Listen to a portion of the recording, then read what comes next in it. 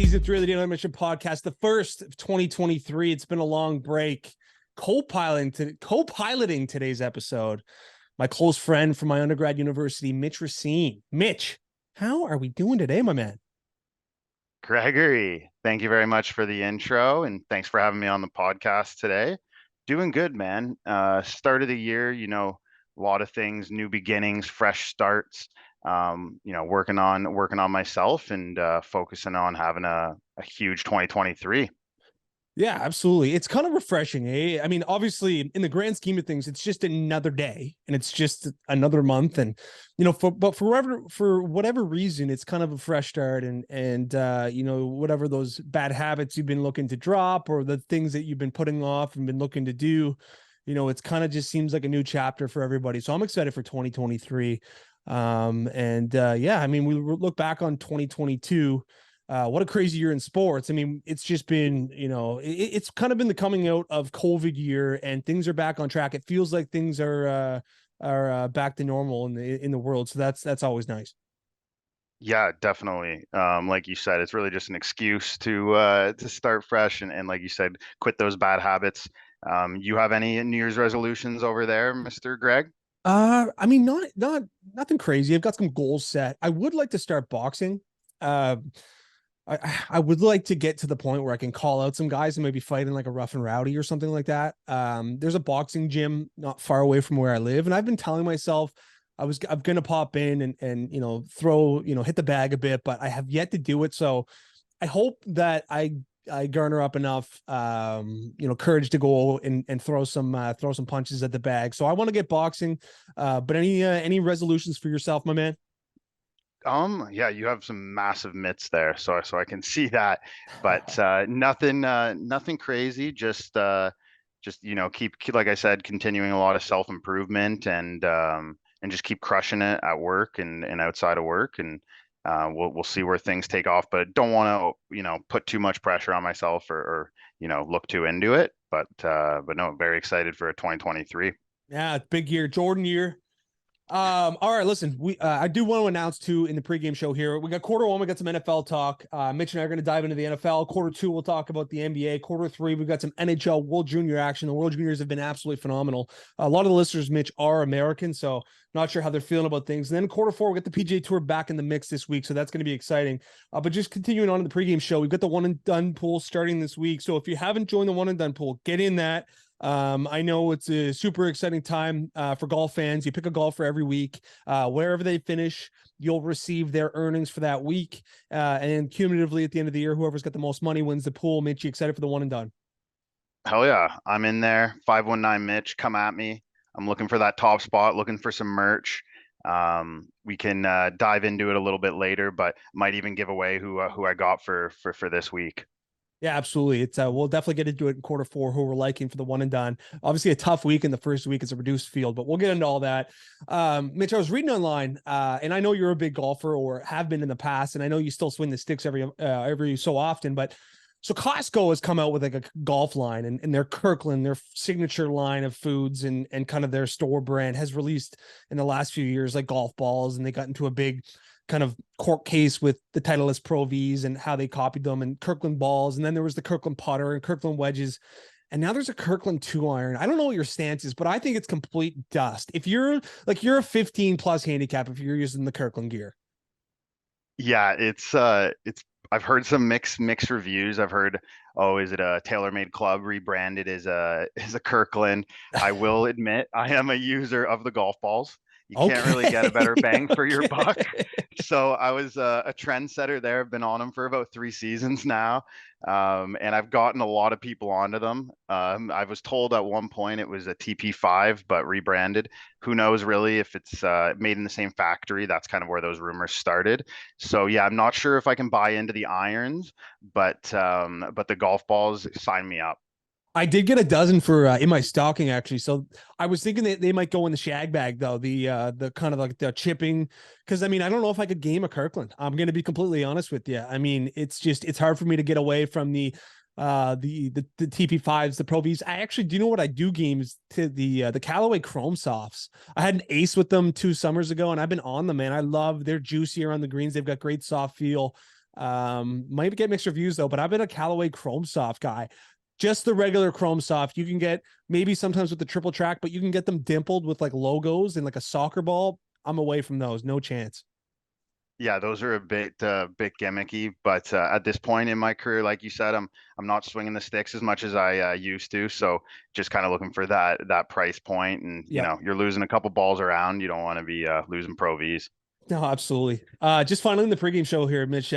So I mean, Saudi Arabia continues to make huge headlines across sports, obviously putting a huge divide into the golf world. And now they're throwing their chips at the football slash soccer world. And they've signed Ronaldo, a team in Saudi Arabia, and they're throwing the bag at him. I think he's going to be making over $200 million a year. But I mean, are they going to be going? Are they going to start a hockey league? Like we could be seeing Connor McDavid heading over there making $60 million a year playing hockey. I mean, these guys are buying up everything.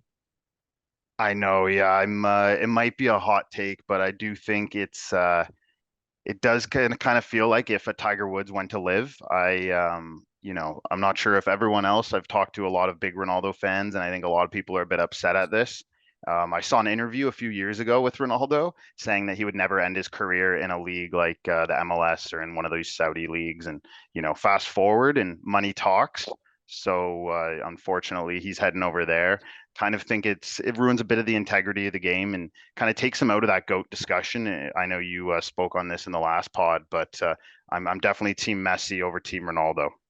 Yeah, I am as well. I mean, I look at this and how much money do you need? I mean, Ronaldo was the fourth highest paid athlete last year in the Forbes list. It's well over $90 million. It might have been $115 million. Like how much money do you need? Like, what are you planning to do with this money? And obviously you're setting up generations and generations, but I mean, I just don't understand, at a certain point, like I can't talk from this perspective, but at a certain point, like you have money that you can't spend. And like, you know, I just don't understand chasing that type of bag, and I understand it from the golfers a little bit more because the pay, wasn't it wasn't guaranteed in the golf world. But anyway, it's interesting, and it's certainly making some serious noise. I'm just curious to know, like, when is this going to end? Obviously we know how deep their pockets are, and the royal family in Saudi Arabia is rumored to be, they've got trillions of dollars, and it's they're making noise. So, we'll tip our hats to the Saudis. I mean, they're entering the sports world and they're doing it in a big way. But Mitch, let's head into quarter one. We're going to talk about the NFL. I mean, obviously I haven't recorded in a couple of weeks. I took a nice long break. So there's been a lot of news come out, but before we get into the NFL, we'll just talk quickly about the college football scene, because there's been, I mean, there's countless bowl games, and that's something that I will never wrap my head around, is the amount of bowl games and how you qualify for the bowl games. I had a linebacker on from Indiana earlier this year, and unfortunately they didn't make the bowl games, but I talked to him about it. It was like, man, there's so many different bowl games. It's crazy. But Mitch, on the weekend, we had the national semifinals. We had TCU taking on Michigan, and we had Georgia and Ohio State. Did you catch these games? Yeah, I was lucky enough to catch a good chunk of both games, obviously being on New Year's Eve, and was up to some festivities. Wasn't able to be as dialed in as I'd like, but saw the end results, and honestly quite shocked with the Horned Frogs. A bit of a Michigan guy. I got a chance to go to the Big House with a good buddy. Shout out to Caleb White That's for right. homecoming a few years ago, and kind of been locked into them ever since. So I was a bit disappointed with that result, but a hell of a game. Man, I was very disappointed as well. I was in the chalkboard. Shout out to the chalkboard community, but I was in the chalkboard saying how I was on the Michigan money line and Georgia money line. Just a serious chalk parlay. Obviously didn't come into fruition because, yeah, the Horned Frogs are moving to the national championship, and I think that was a big surprise for a lot of people. And I feel as if Michigan kind of fell behind the eight ball early in that game. Mitch, there was a pick six, and just things just didn't work out for them. And that's the thing with college football. I find, like with college students, it's just, the probability of things happening is just, there's just so much more variance. And obviously it was a great game. And then the Georgia Ohio State game, Georgia ended up winning by 42-41. I mean, that surprised a lot of people. And I mean, it's coming to an end, but we get the national final set, TCU versus Georgia. Looking forward to it. Yeah, definitely. Just going back to that Ohio State game, man, how do you feel about Noah Ruggles, the kicker there? Man, when I saw him step up and shank that left, it looked like me after pumping a drive on a short par four and shanking a wedge shot. But man, you got to feel for that guy. You know, he's not doing this professionally. He's probably just there to, you know, pay for school and get an education, and he probably wakes up with death threats galore. And just want to give him a little shout out there, man. It's not easy being a kicker. It's a grind. Yeah, that's tough, man. That's tough for sure. I mean, he's not as lucky in the bar scene as well. I mean, kicker's not the most desirable position in terms of the studs in the football team. So yeah, you got to feel for him. But I mean, at the same time, man, you got to make that kick. I mean, it's, that's what you're on the team to do. And yeah, it was definitely a tough scene, but we get the national championship. I think it's next Monday, if I'm not mistaken, Mitch, a week from today. But Yep. that'll be exciting. I'm going to be riding Georgia for back to back. I think TCU folds, but they prove me wrong against Michigan. Who knows? But I'm all over Georgia. Who do you like in the final? Yeah, I got to go Georgia too. Last year's team was obviously some call the greatest college football team ever assembled. I'd lean towards the LSU team with my guy Burrow, but I don't think we've seen back-to-back champs since Bama did it in 2011, 2012 with my man AJ McCarron. Oh, absolute smoke wagon of a girlfriend too. She was taking all the TV time. I do remember that national championship game. That was actually our the second one was our first year university. Crazy. Um, but Mitch, moving into the NFL, my man, a couple of running backs passed away in the last couple of weeks. I did want to mention this because I always like to give shout outs to these types of people. Franco Harris, the running back in the Immaculate Reception for the Pittsburgh Steelers, obviously a legend, passes at 72.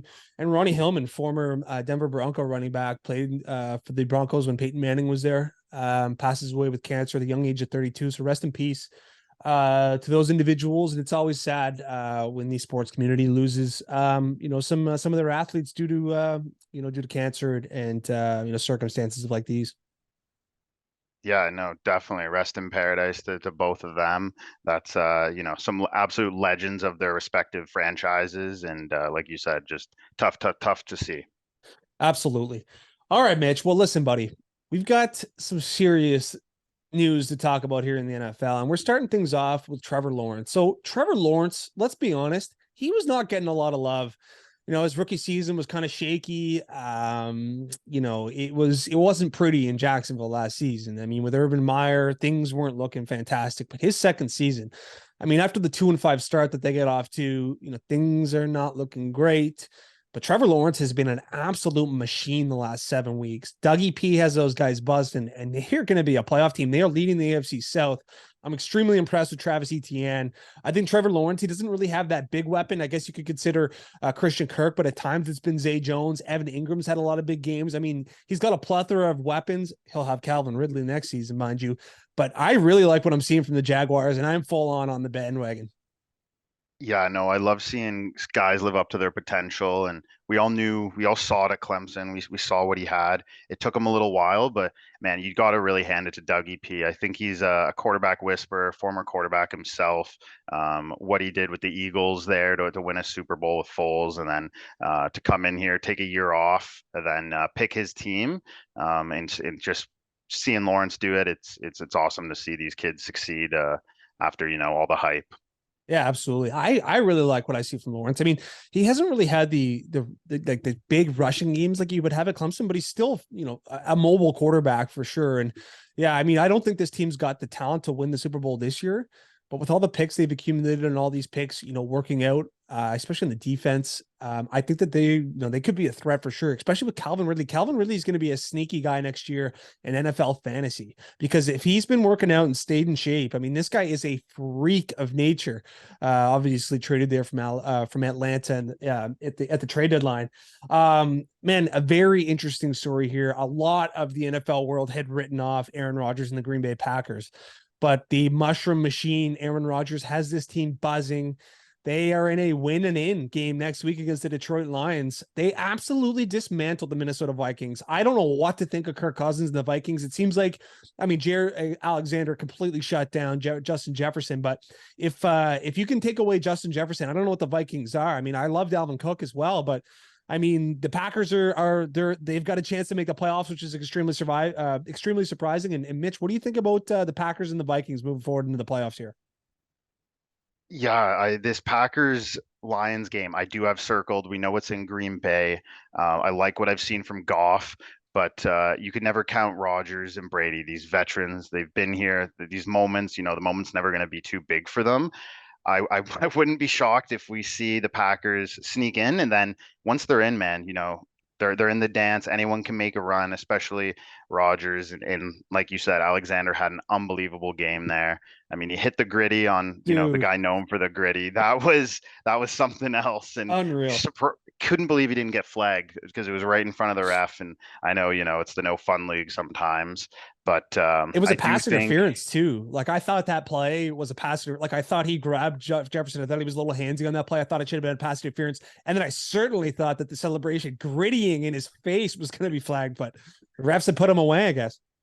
Yeah, no, and I don't have anything against that. I like letting these guys, do that stuff. They're, the two of the best athletes on the planet at their respective sport positions. So love seeing that. But no, I'm that game I dialed in for, cannot wait. There's I think a few other winning in games. So next week, I mean, it's week 18. I mean, of course, it's lots of important games, lots riding on it. But yeah, man, I can't wait. I do see the Packers beating the Lions, but would I be happy to see the Lions in? Hell yes, that would be awesome for their franchise. Just seeing those teams that have struggled for so long. It's always fun, an underdog story, especially with Goff and just they're biting kneecaps over there. Man, it would be incredibly electric if we had the Detroit Lions. But I mean, in the grand scheme of things, doesn't this seem like just an opportune time for the Detroit Lions to Detroit Lions this and lose to the Packers? The Packers have owned them through the time of, I mean, I guess just through the entire time of the NFC North. I mean, has there been a year where the Green Bay Packers haven't just absolutely owned the Detroit Lions? I mean, it's going to be interesting to see. I don't see Aaron Rodgers losing that game, but I will be betting on the Lions because they're going to be underdogs and it's going to be a great story if Dan Campbell can rally those troops. What a game that's going to be. But like you said, Mitch, there's a few more winning in games, and one of them being my beloved New England Patriots on the road to take on the Buffalo Bills. The Bills have opened up at 8-point favorites. I don't know if the Patriots can get this done. I don't even know if Patriots fans want them to get this done. I mean, I don't think they've got the talent on offense or even the play calling on offense to be a successful team in the playoffs. It's always nice to have a playoff game. But as it stands right now, they would play the Bills in the playoffs. But I mean, how do you feel about this game? I mean, obviously we've got a massive game tonight. We should preface this by saying we've got your Bengals taking on the Bills. I mean, that's going to be a massive one as well. Oh, exactly. It's funny that, yeah, they're 8-point dogs. We don't know if there's going to be injuries tonight. Yeah. All these things, like there's so much that could happen tonight that could affect the game against the Pats. Yeah. But like you said, I know you grew up a Pats fan, but man, is that offense hard to watch. They Yeah. cannot move the ball. Like the only way they're moving the ball is penalties, and it's just it's been tough. I really root for Mac Jones. He seems like a good kid, and Billy Ball game. I've always been a Belichick guy, so want to see that. But we'll see. I don't know how much. I think the Bills, they're still going to have something to play for no matter what.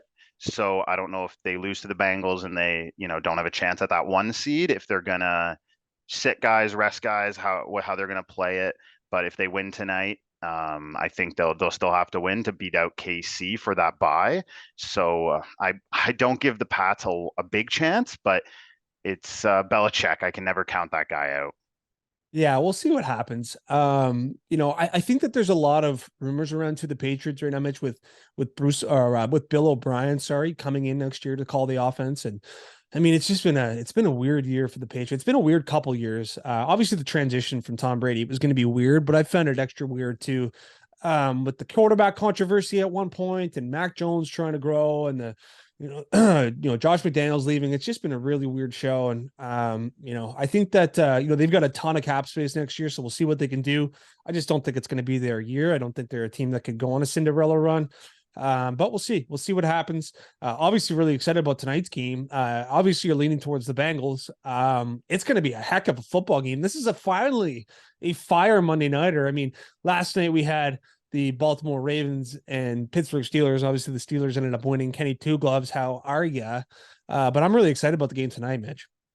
Yeah, I'm already a little nervous thinking about it, but this is what Joe Burrow does. He comes up big in these big moments. Let's see if he can continue the run. We're on a heater right now. I'm gonna go on record and say I do believe this is gonna be a bit more of a low scoring game. In these games, we anticipate all this offense. I'm sure you've been tuned into the Bengals, but man, we have a great defense. I think it's been under kind of appreciated by the media. I think we've only had one 300-yard passer. We didn't allow a touchdown in the second half, the first like 8 games of the year. It's just a cohesive unit. It doesn't have a lot of names that people might know, but man, they work together well. They communicate there well. We have a lot of great disguising in our zone coverages, and we can play man to man. We've lost some big pieces, but we're still looking good, and wouldn't be shocked if this is somewhere in the neighborhood of like a 21-17 kind of game. Is it still Von Bell and Jesse Bates at the safety position, Mitch? Exactly. Yeah, you got that right. Great, Those great safeties. I mean, the secondary. I mean, in terms of like the safety position, I find sometimes goes underrated on a football team because obviously they're in coverage, but they come up to the line and stop the run as well. I can go on the blitz. So I'm a big fan of safeties. Obviously, Derwin James is probably my favorite as for the Los Angeles Chargers. But yeah, what a great duo to have there. Just a kind of your safety blanket there for the Bengals D. Yeah, we got to pay Jesse. He's on a franchise tag this year, so we could franchise tag him again. But I would just like to see the man get paid. He's done a lot for us. Second round pick out of Wake Forest, and like you said, safeties are super important. But we did sign Dax Hill. We drafted him first round last year, Michigan safety. Yep. So he's been playing slot for us because we're so injured. Yep. But people thought that might kind of mean that Bates could be going to the open market. Uh-oh. Go secure the bag. We'll see.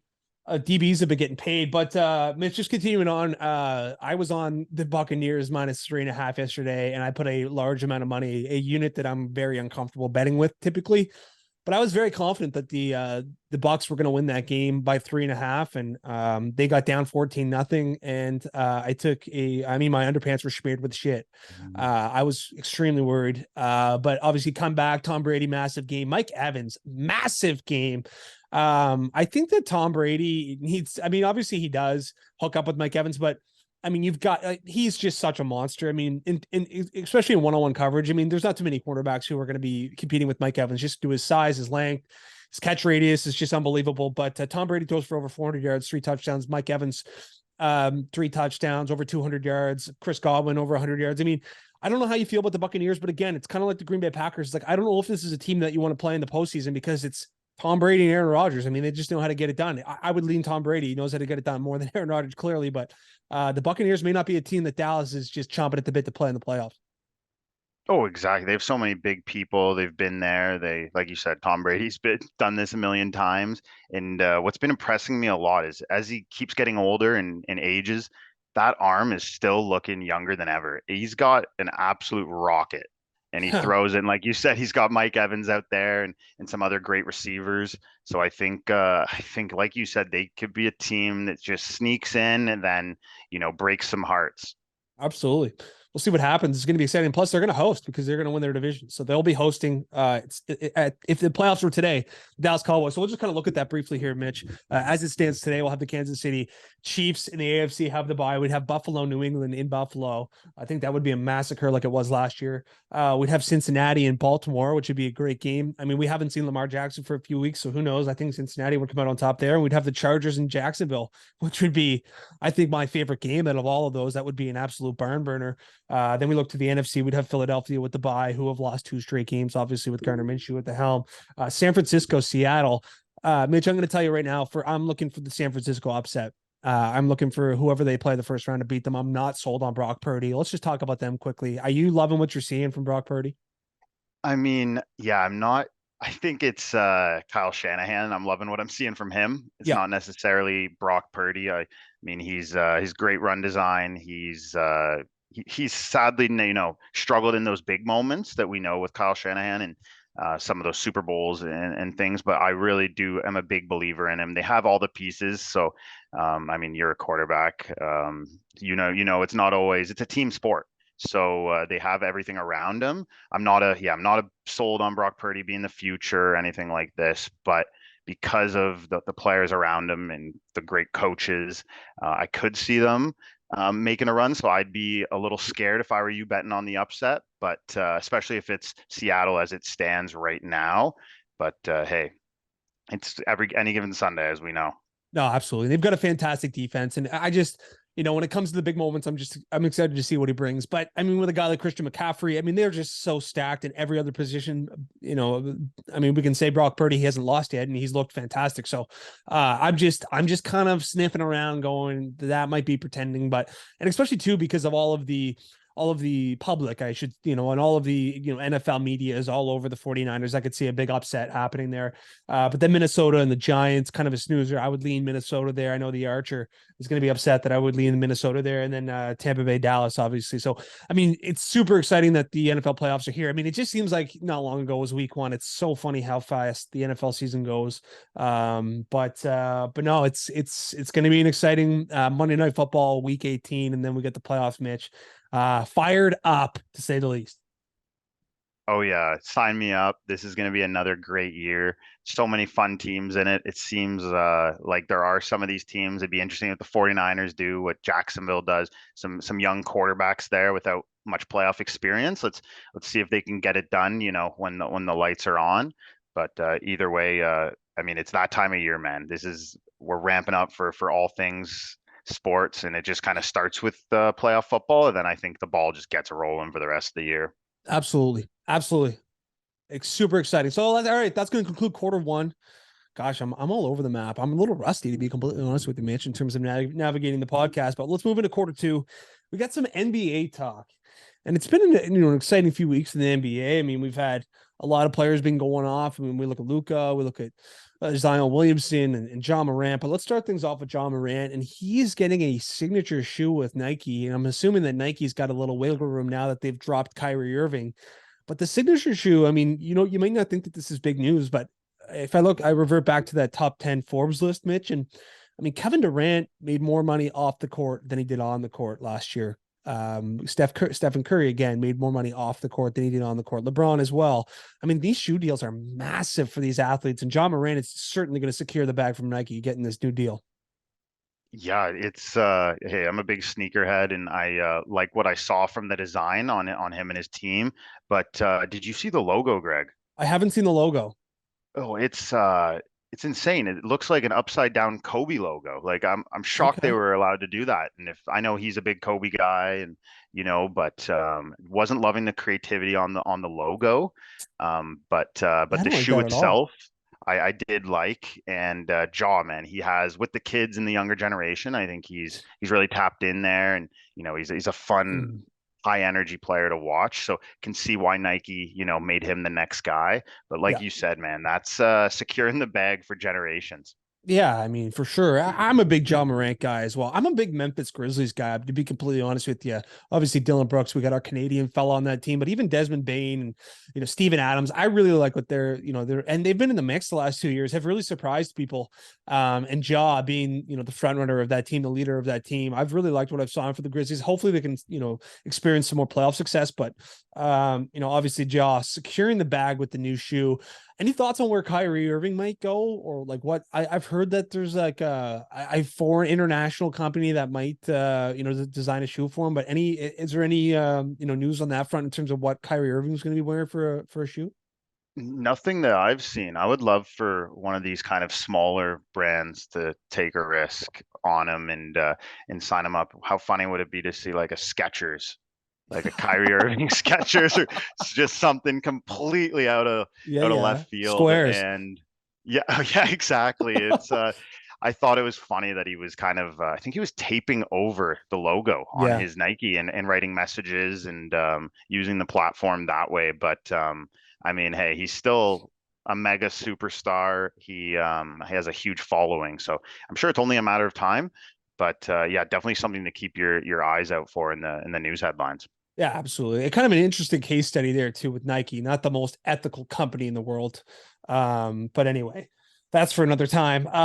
Mitch, Damian Lillard, Dame Dollar, is the leading scorer in Trailblazers history. He's been vocal about staying in Portland and really trying to bring a championship to Portland. I don't see that happening anytime soon, but obviously a phenomenal player and a guy that's just a walking bucket night in, night out, but all-time leader in scoring there. It's a huge accomplishment, and definitely going to get his jersey raised in the Portland Banners when it's all said and done. Yeah, I'm personally a big fan. I do think he's in that conversation for one of the best shooters of all time.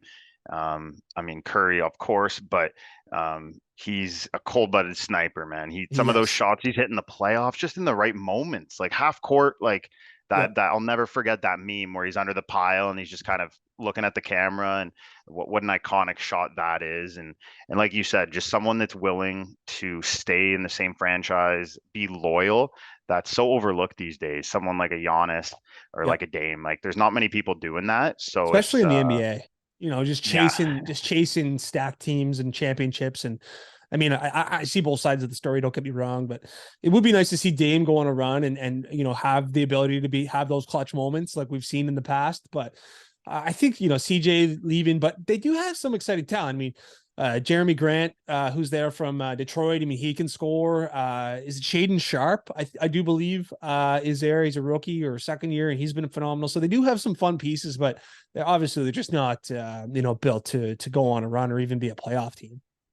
yeah, I believe if I'm not mistaken, Gary Payton, he might be He's making his playing his first return. game. Yeah, Yeah, yeah. yeah. So I'm excited for that. And like you said, they have some pieces. I don't know if they're ready to make a run here, but a fun team in a cool city. So yeah, I like to root for Dame. Absolutely. The Trailblazers. Dame, leading scorer all time in the history of the franchise. Dude, this Luka Doncic guy is just a freak of nature. I mean, what the game against the Knicks. I'll revert back to that because that was such a crazy game. When they were down by 9 points, I don't know how much time was on the clock. Was it a minute 13 down by 9, Mitch? I think it was something I like that. They I come think back you're and tied. you're Sorry, go ahead. I think you're right on there. I think it Yeah. was and just like the whole sequence from the three throw, the bounce off the rim to get it, Yeah. throw it up there, and then do that wacky celly. That was Yeah, that was odd. I didn't know if he was like kind of like coordinating the defense of like a press or if he was just celebrating, but it was just, I mean, his last 5 games, 51 points, 34 points, 60 points, 32 points, 50 points. He leads the league in 34.2 points per game. And he's not just doing this in the points. He's the first player in NBA history to have a 60-20-10, 60-29. I'm not sure what that stat line looked like, but I mean, he fills the stat sheet. I mean, this guy, I would say, is in the conversation for MVP with Jason Tatum and Giannis. But I mean, this guy, he puts the Mavericks on his back. I mean, they're in fourth place in the West. He is one of the more electric players to watch in the NBA right now. Oh yeah, big Luka guy. Like yeah, I think you're right. 60 20 10 first time in NBA history. Like, he's putting up triple doubles like it's nothing. I'm not sure if you saw the quote from Coach Pop there 2 nights ago, I believe. He said he was trying to keep Luka under 50, and Luka dropped 51 on them. So they were seen after the game kind of chuckling about that. But it's like a 50-point game is, some franchises only have a few guys that have ever done it, and he's doing it, day in and day out. So I think it's something special to see. Like you said, don't take it for granted. This guy is going to be going down in the history books. Oh my goodness, just absolutely incredible. Yeah, I mean, the points that he's putting up are they're just outrageous. And it's funny, after that, after the 60-20-10 game, he said he needed a celebratory beer and how tired he was. I mean, he's not like the most like fit guy either. Like he's got a kind of that layer of beer fat on him. And I mean, he just knows how to get it done. He's just such an incredible talent. I mean, obviously, how can you not be a huge Luka fan? In the NBA scene. Mitch, I did want to talk about the Brooklyn Nets as well. Kind of, reflecting back since they've fired Steve Nash, they've been the best team in the NBA. They put the best record since firing Steve Nash. They now sit second place in the Eastern Conference, and Ben Simmons has looked better. Kyrie Irving's playing very well. I mean, Kevin Durant, one of the most elite players in the world. I mean, I think if these guys stay on track, I mean, they're going to be a team come playoff time that you're not going to want to face. No, exactly. And it's crazy just how much changing of a coach there, kind of just a fresh start. They can the Canadian, and look at them go, man. I mean, they had the potential, but it's just wild to believe a guy like Steve Nash, one of the best point guards to ever do it, was holding them back. So I'm interested if he'll ever land another coaching opportunity, or if that was kind of a one and done type thing for Steve there.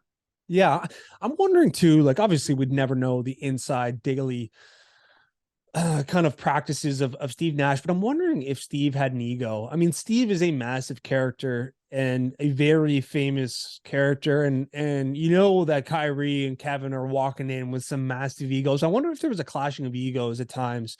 And I think that when you have a coach that's been hired there, I don't know what his name is, Mitch, but I wonder if he's kind of given a little bit more leeway, a little bit more leadership, a little bit more voice to Kevin Durant and Kyrie Irving to kind of, live with these big egos and do their own thing, where Steve might have tried to have more of a say in their everyday lives. I'm not sure. Obviously, that's complete speculation, but obviously things didn't work out for Steve Nash, and you just have to, wonder what went wrong. Yeah, I believe it's Jacques Vaughn. I might be mispronouncing it there, so don't quote me on the pronunciation there. But was he their assistant and then he Yeah. got the interim job? Yeah. Yeah. So it's crazy because obviously he would have seen everything going on. But yeah, good for him, man. It's sometimes these opportunities come up and it's how much you make out of them. So whether he gets the job at the end of the year full time or lands something elsewhere, he's doing a great job. Absolutely. Absolutely. Well, we got to talk about LeBron going off on his birthday. All the chalkboard listeners, all the chalkboard active users knew that we were on the LeBron James over 45 points, assists, rebounds. That was a lock, man. He went off 47, 9, and 10. I mean, LeBron and the Lakers have been such a mess this year, Mitch. Obviously, Anthony Davis has shown up for 2 games and he's missing a bunch of time like he always does. I think, a lot of the NBA world is calling their championship in the bubble kind of lucky or kind of, very fortunate. Things in Disney World weren't as friendly as, maybe teams like to have it with their home crowds and obviously it wasn't your typical NBA run, but I mean, these Lakers have been absolutely terrible. Like, do we see them making moves, or are we just seeing them be, a fringe playing team in the NBA and just kind of, ride LeBron and Westbrook into the dirt here? Yeah, exactly. I think they're going to be riding Braun's coattails.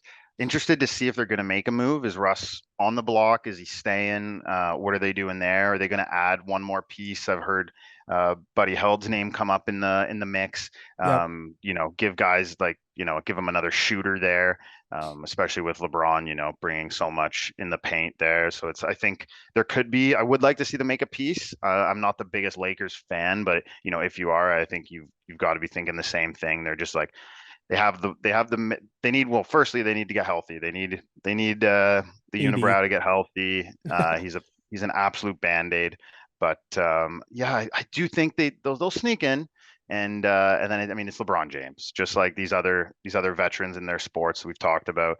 You never know, you can never count him out, and yeah, like you said, he's an absolute beast, and what a performance on his birthday. Man, incredible. I mean, what do you expect? I love how he shares the same birthday with Tiger Woods as well. I'll be aiming to have a child on, I think is it the 29th or 30th? This is the The 29th? 30th, yep. The 30th. Okay. So yeah, I'll be doing the math with my future wife and I'll be figuring out how to get Brady Brown born on that day.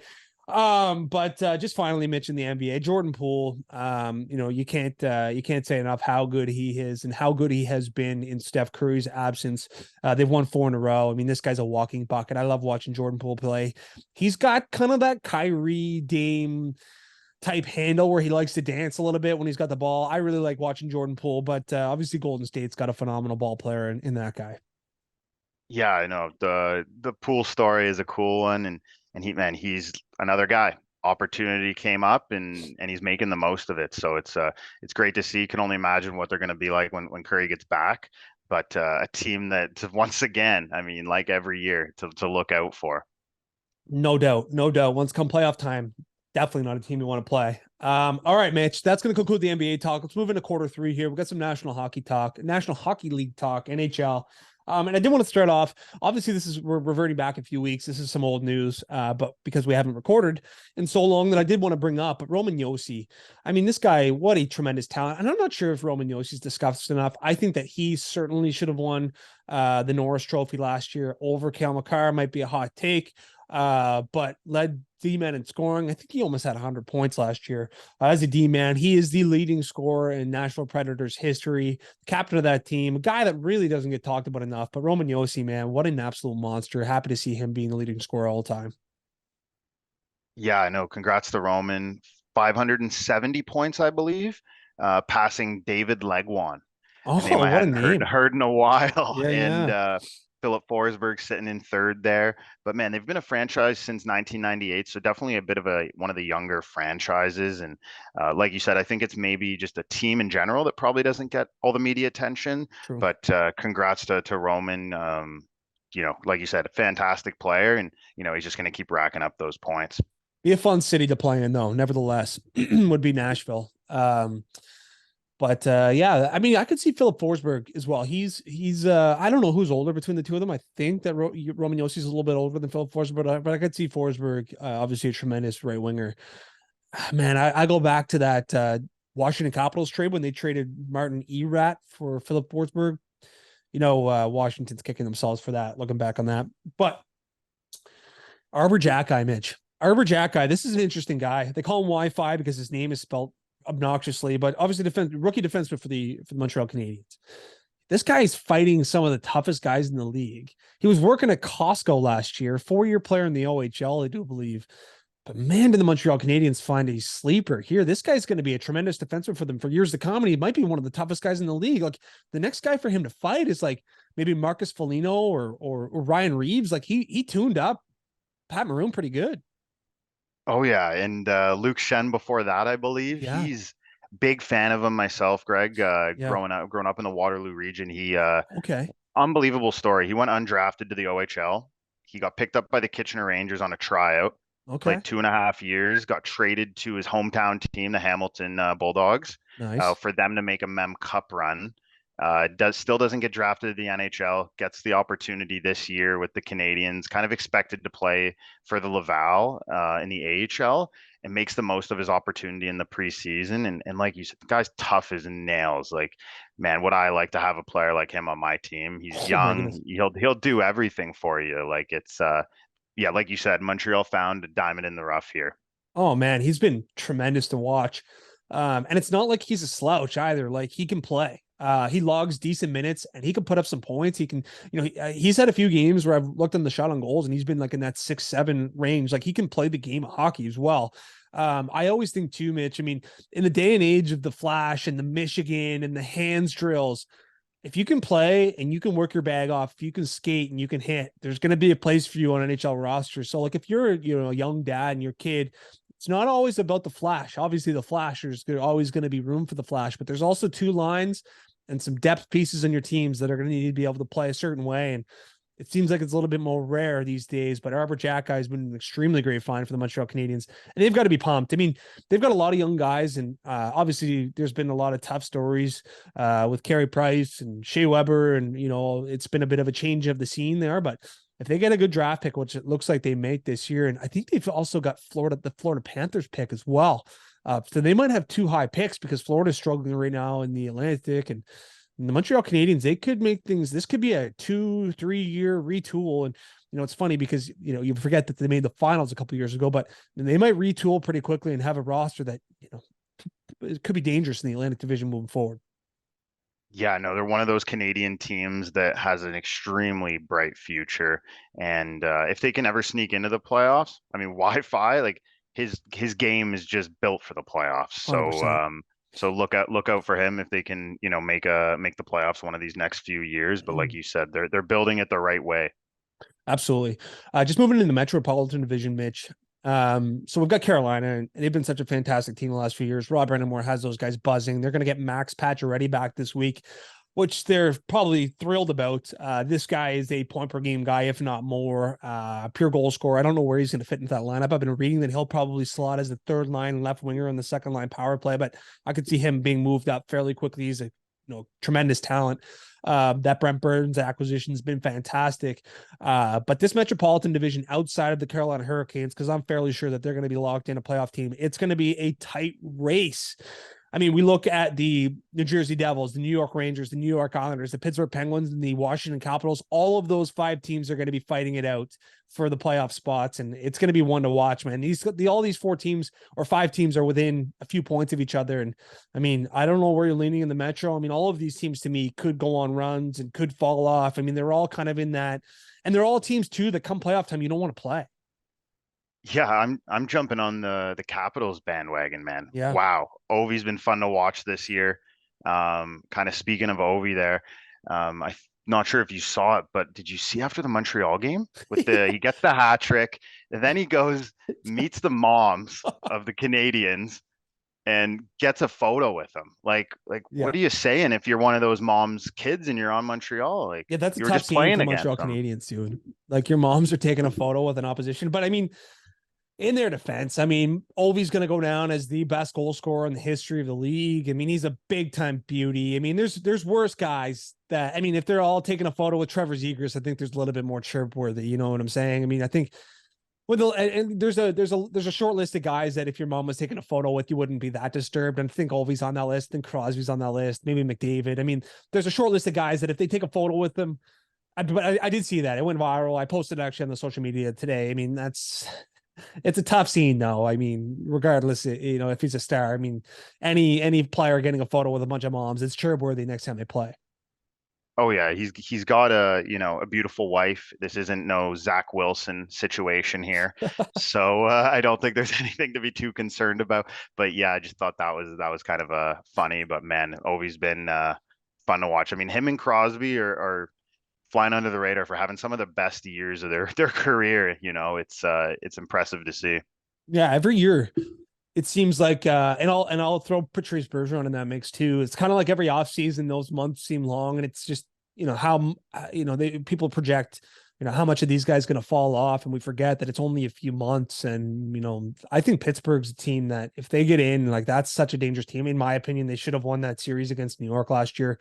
Obviously with Tristan Jarry going down and then having to play some of their backup goaltending. But I mean, yeah, all 3 of those teams, the Bruins, the Capitals, and Penguins, like those are teams that know how to get it done. They're like wily veterans, and they're teams that will make some noise in the playoffs if they get in. And they haven't regressed by any means. And when you talk about the Washington Capitals too, Mitch, they're a team that had, you know, they were littered with injuries, and they're getting healthy. So team to watch for sure. But I think that Metropolitan Division is going to be exciting moving forward. I did want to talk about Connor McDavid before we get into the World Juniors, Mitch. 72 points. I mean, like this guy is such an outrageous player. I mean, I think people are, you know, give him enough love. And I mean, I've never seen a hockey player. In my opinion, he's the greatest, most evolved hockey player we've ever seen in the NHL. Just such a tremendous guy night in, night out. He's putting up monstrous numbers. Like, what is this guy going to put up at the end of the year? McJesus, man, it's insane. Like, is there anyone else in North American sports right now that's dominating their sport like he is? Like, I can't think of any names that are coming to mind. It's quite impressive. He's finally really hit the gas pedal on the goal scoring. I know he's Yeah. obviously been a pass first guy, but I think it's like he's leading like every statistical category. It's bonkers. And then the worst part is I don't even know if they're in a playoff spot. Like it's hard to wrap your head around. They're outside looking in. I've got a future on them. Listeners will know this. I've got a future on them to win the cup. I love their odds preseason. You can get them at like plus 2,000 because I just think that Connor McDavid's going to win a few cups throughout his career. And that will be a team that I'll always sprinkle for futures. But yeah, like you said, Mitch, I mean, he's just such a dominant player. And I don't know if there is a player across the North American sports that dominates night in, night out. And is just so much better than everybody else. You know, he just drags that team. It is so outrageous. If you're an NHL fan, you know, if you're checking box scores, there's never a player that's consistently in the box score as much as Connor McDavid. Like you almost guarantee that he is a part of the plays and the goal scoring for that team. And so, you know, we'll see what happens. I do believe that they're going to be a playoff team when it's all said and done. Hopefully Jack Campbell can wake up. Stuart Skinner's been a nice surprise for them. Hopefully that tandem can start to, can play a little bit more consistently, and hopefully they can maybe bolster their back end. I know they've been in the mix for some defensemen, and I think that's going to be, you know, a major topic of discussion come trade deadline is the defensemen that move around. Maybe Jacob Chikrin, who knows? But no, they've been fantastic. But Mitch, let's move into the World Juniors. that's kind of been at the forefront of the hockey talk. It usually is during the holiday season. Definitely a tradition for myself. I would assume that it's yours as well. Mitch, every Boxing Day you get excited for the Canada game and you follow along. It's only a week and a half, 2 week tournament, but Connor Bedard, I mean, this kid is absolutely outrageous. What's he got? He's got 30 points in 13 games, 30 points in 13 games in the World Juniors. I don't really know why they counted the summer points, but I mean, Connor Bedard, I mean, we're watching the next generational talent. It's been just tremendous. Yeah, he's what, 1 point away from the Lindros record. He's played like, I don't know, 60% of the games. It's like you said, it's giving me like those Connor McDavid vibes. You don't want to ever put some that kind of pressure on someone.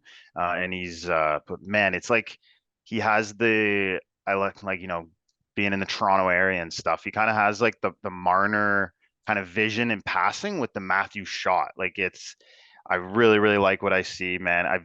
Haven't been this excited to watch World Juniors since I was really young, like the Eberle, those days. This team was stacked.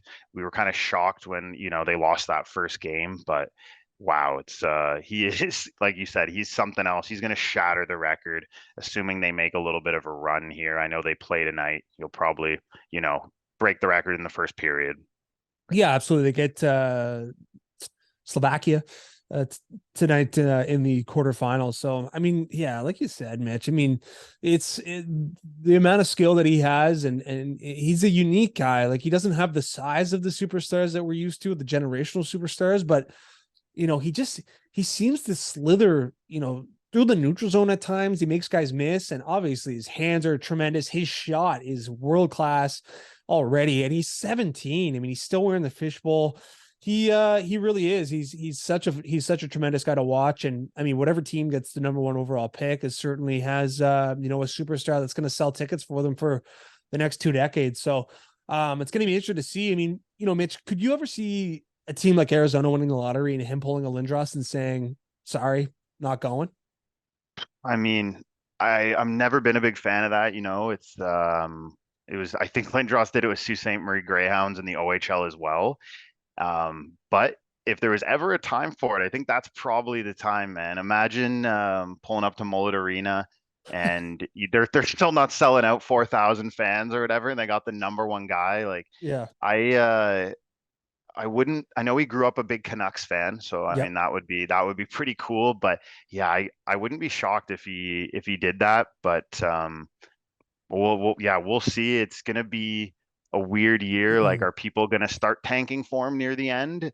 I don't know if it's been a few years in a row now, but the last team isn't actually landing the first overall pick just with these crazy lottery Yeah. system. So Yeah. there's no guarantees. If you can get yourself in that mix, you might get lucky and land a generational talent like Bedard. Absolutely. And obviously too, the scouts talk about how deep this draft is and how much talent there is just even in the first couple rounds.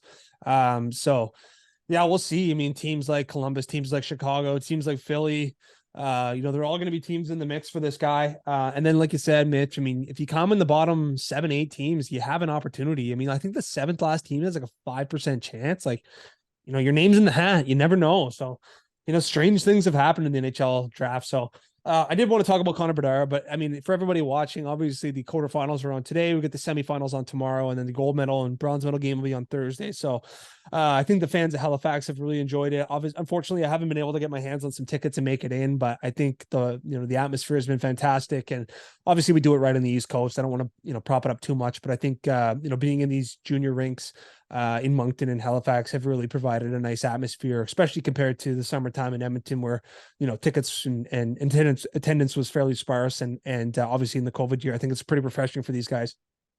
Yeah, I've loved what I've seen from the fans there.